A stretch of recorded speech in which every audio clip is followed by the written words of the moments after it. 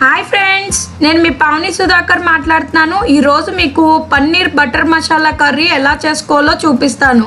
మనం హోటల్స్కి రెస్టారెంట్స్కి వెళ్ళినప్పుడు ఇలాంటి స్పెషల్ కర్రీస్ ఆర్డర్ ఇస్తాం. అవి చాలా చాలా టేస్టీగా ఉంటాయి.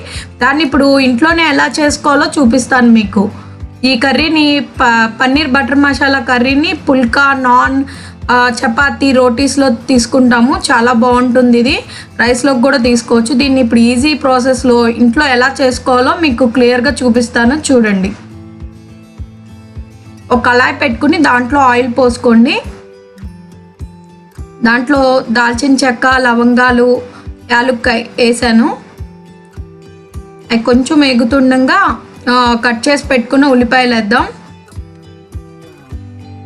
దీనికి ఎక్కువ మసాలా వేయకూడదు. ఇది కొంచెం అంత స్పైసీగా ఉండదు, లైట్గానే ఉంటుంది. ఈ కర్రీ మెయిన్ కమ్మగా ఉంటుంది. ఉల్లిపాయలు కొంచెం ఫ్రై చేసుకోండి. ఇప్పుడు దీంట్లో జీడిపప్పు వేస్తున్నా. పిస్తా ఉన్నోళ్ళు పిస్తా కూడా వేయచ్చు, బాగుంటుంది. లేకపోతే జీడిపప్పే కొంచెం ఎక్కువ యాడ్ చేసుకోండి. ఇప్పుడు దీన్ని కూడా బాగా ఫ్రై చేసుకోండి. జీడిపప్పు పేస్ట్ అయినప్పుడు చాలా మంచి, దీనికి కర్రీకి మంచి టేస్ట్ వస్తుంది అన్నమాట. దీంట్లో కట్ చేసి పెట్టుకున్న టమాటా ముక్కలు వేసేయండి. ఇవి కూడా కొంచెం మొత్తం కలుపుకోండి గరిటతో. ఇవి బాగా మగ్గిపోవాలి మనకి.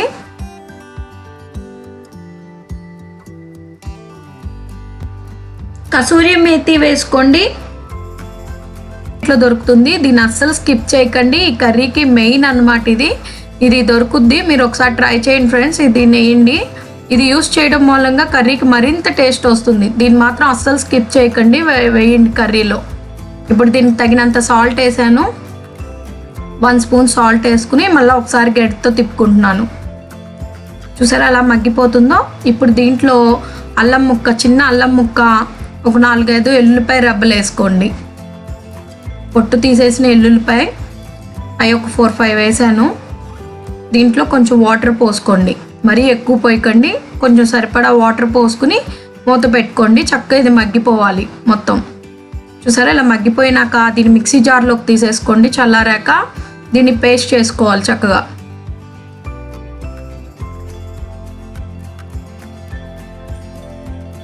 దీన్ని మిక్సీలో బాగా మెత్తగా పేస్ట్ చేసేసుకోండి. ఇది చల్లారినాక చూసారా ఎలా పేస్ట్ అయిపోయిందో. టమాటా, ఉల్లిపాయ, జీడిపప్పు అవన్నీ చక్కగా పేస్ట్ అయిపోయినాయి. ఇప్పుడు కర్రీ స్టార్ట్ చేసేద్దాం. ఒక మందపాటి కళాయి పెట్టుకుని దాంట్లో బటర్ వేస్తున్నా. ఇది పన్నీర్ బటర్ మసాలా కదా, బటర్ యూస్ చేస్తున్నాను. బటర్ యాడ్ చేసి బటర్ కరిగిపోవాలి మొత్తం. అది చక్కగా మెల్ట్ అయిపోయింది. చూసారా ఎట్లా కరిగిపోయిందో. సేమ్ నెయ్యిలాగా ఉంటుంది ఇది కూడా. బటర్ మొత్తం కరిగిపోయాక కారం, దీంట్లో రెడ్ చిల్లీ పౌడర్ వేసాను. కారం వేసి దాన్ని ఒకసారి కలపండి. మీకు కాశ్మీరీ కారం అని దొరుకుద్ది బయట.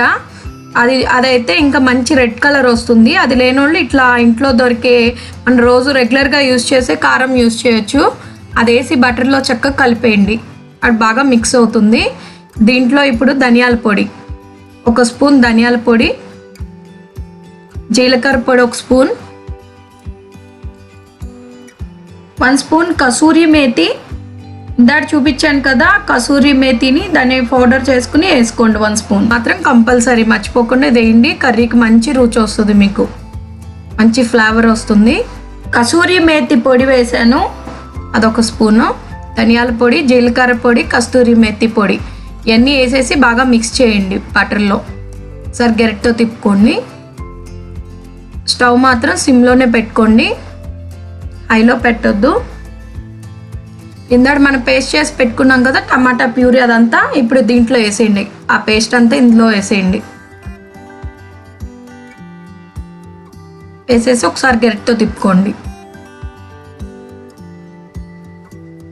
మొత్తం మిక్స్ అయిపోయేటట్టు తిప్పండి. ఇది చక్కగా మగ్గిపోతుంది. ఆయిలీగా కనిపిస్తుంది కదా, అంటే మగ్గిపోయినట్టు. ఇప్పుడు ఇందాక మసాలా వేసుకున్నాం కదా, ఆ వాటర్ కూడా కొంచెం యాడ్ చేయండి. ఒకసారి ఆ వాటర్ యాడ్ చేసి కలిపేసి కొంతసేపు మూత పెట్టి ఉంచేసుకోండి. ఒక 5 మినిట్స్ ఉంచుకొని సరిపోతుంది. సాల్ట్ వేసాను. ఇందాక మనం ఆ పేస్ట్లో కొంచెం 1 స్పూన్ సాల్ట్ యాడ్ చేసాం కదా, ఇక్కడ 1 స్పూన్ చాలు. షుగర్ కొంచెం ఒక 1/2 స్పూన్ షుగర్ వేసాను టేస్ట్ కోసం. మొత్తం ఒకసారి గరిటెతో మళ్ళీ తిప్పుకోండి.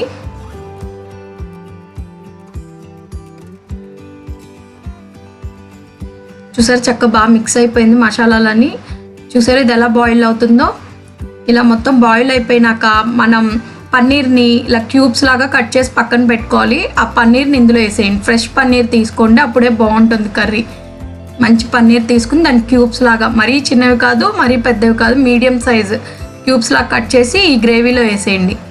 ఒక 5 మినిట్స్ కుక్ చేసుకుందాం. మరి గరిటెతో బాగా కదపొద్దు, పన్నీర్ పీస్ అయిపోతుంది. స్లోగా కలుపుకుని మూత పెట్టించుకోండి. ఒక 5 మినిట్స్ చక్కగా సిమ్లో కుక్ అవుతుంది.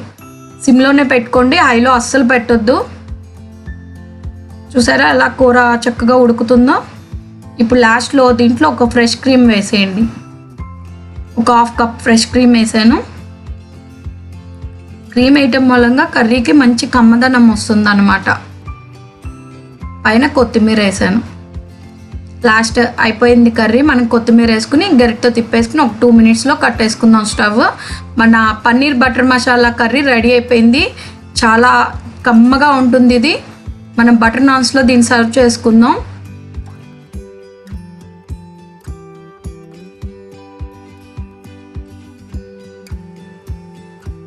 చూసారా ఇప్పుడు బౌల్లోకి తీసేసుకుని దీన్ని ఇలా బటర్తో సర్వ్ చేసుకుందాం. పన్నీర్ బటర్ మసాలా కదా, పైన కొంచెం ఇలా బటర్ వేస్తున్నాను.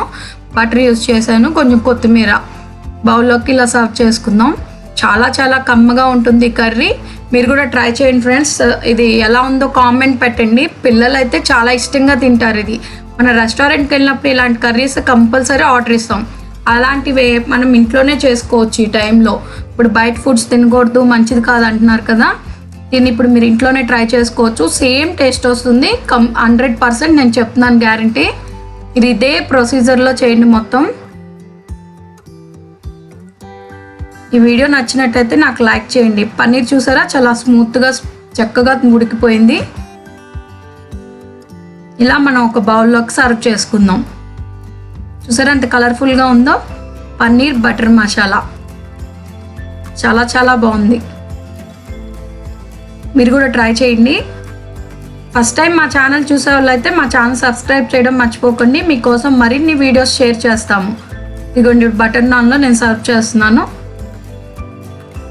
బటర్ నాన్ వీడియో కూడా లింక్ మీకు నేను కింద పెడతాను, మీరు తర్వాత చూడండి. పుల్కా చపాతీ దేంట్లో అయినా తినొచ్చు, రైస్లో కూడా బాగానే ఉంటుంది కర్రీ. చూసారా ఎంత స్మూత్గా ఉందో.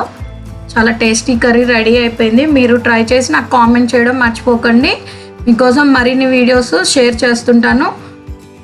ఇలాగే మీరు ఎంకరేజ్ చేస్తుండండి. బాయ్ బాయ్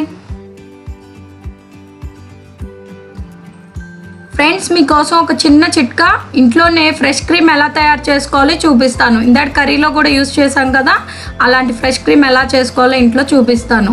మనం పాల మీద మీగడ తీసుకుని ఎక్కువ ఉంటే ఇలా మిక్సీ జార్లో మిక్సీ వేసుకోండి. తక్కువ ఉంటే గిన్నెలో ఒక స్పూన్తో చక్కగా గిల్లకొట్టుకోండి. మన ఫ్రెష్ క్రీమ్ రెడీ అయిపోతుంది. ఫ్రెష్ క్రీమ్ అంటే మనం మార్కెట్లో దొరికేదే కాదు, మనం ఇంట్లో కూడా ఈజీగా చేసుకోవచ్చు. పాల మీద బాగా గట్టిగా ఉన్న మీగడ తీసుకుని ఇలా తయారు చేసుకోండి. చాలా చాలా ఈజీ. మిక్సీ జార్లో వేసుకుని మిక్సీ చేసుకోవచ్చు. కొంచెం అయితే గిన్నెలో వేసి స్పూన్తో గిల్లకొట్టుకోవచ్చు. మన ఫ్రెష్ క్రీమ్ రెడీ అయిపోతుంది. చాలా ఈజీ. మీరు కూడా ఇంట్లో ట్రై చేయండి. Thank you. Like, share and subscribe to our channel. Notification రావాలంటే ఏం చేయాలక్క? గంట కొట్టాలి బ్రో.